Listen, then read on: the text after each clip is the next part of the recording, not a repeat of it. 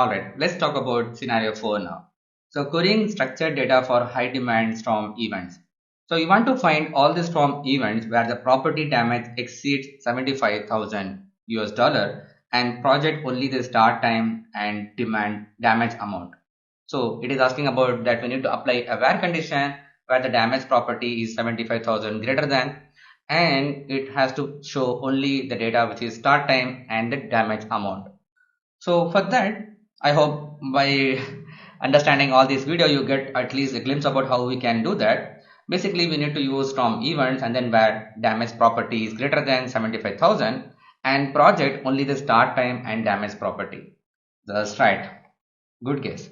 So let's run this one. So where state, we don't need a state now. It has to be damage property and this has to be greater than 75,000 as this is a number. So we don't need the double quotes here. So now we need to project.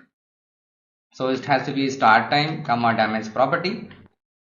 So if I select this one and run, maybe this will return multiple values. That should be fine.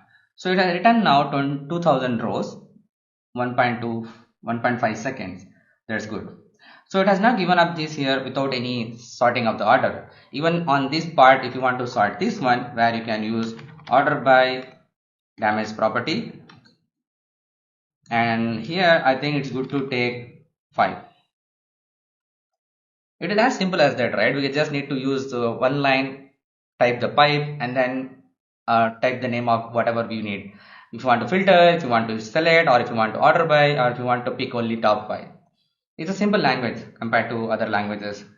So now this has given the result. These are the date and time, and this is basically the amount of damage property here. That's really huge.